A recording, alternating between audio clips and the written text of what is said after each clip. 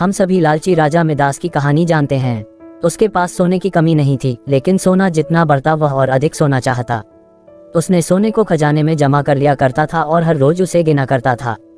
एक दिन जब वह सोना गिन रहा था तो एक बाबा कहीं से आया और बोला, तुम मुझसे ऐसा कोई वरदान मांग सकते हो जो तुम्हें दुनिया में सबसे ज्यादा खुशी दे। राजा खुश हुआ और उसने कहा, मैं चाहता हूँ कि जिस चीज को छूऊं वह सोना बन जाए। बाबा ने राजा से पूछा, क्या तुम सचमुच यही चाहते हो? राजा ने कहा, हाँ। तो बाबा बोला, कल सूरज की पहली किरण के साथ ही तुम्हें किसी चीज को छूकर सोना बना देने की ताकत मिल जाएगी। राजा ने सोचा कि वह सपना देख होगा, ये सच नहीं हो सकता। अगले दिन जब राजा नींद से उठा तो उसने अपना पलंग छुआ और वह सोना बन गया। वह वरदान सच था। राजा ने जिस चीज को छुआ वह सोना बन गई। उन्होंने खिड़की के बाहर देखा और अपनी नन्ही बच्ची को खेलते पाया।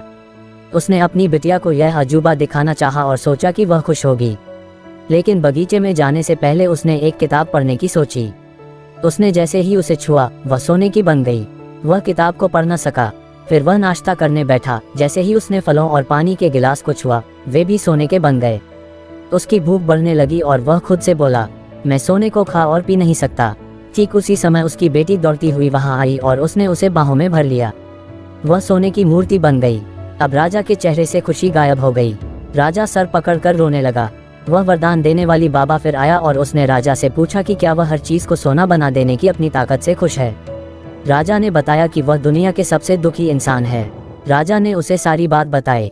बाबा ने पूछा, अब तुम क्या पसंद करोगे, अपना भोजन और प्यारी बिटिया या सोने के ढेर और बिटिया की सोने की मूर्ति? राजा ने गिड़गिड़ाकर माफी मांगी और कहा, मैं अपना सारा सोना छोड़ दूंगा। मेहरबानी करके मेरी बेटी मुझे लौटा दो, क्योंकि उसके बिना मेरी हर चीज मूल्यहीन हो गई है। बाबा ने राजा से कहा, तुम पहले से बुद्धिमान हो गए हो, और उसने अपने वरदान को वापस ले लिया। राजा को अपनी बेटी वापस फिर से मिल गई और उसे एक ऐसी सीख मिली जिसे वह जिंदगी भर नहीं भुला सका।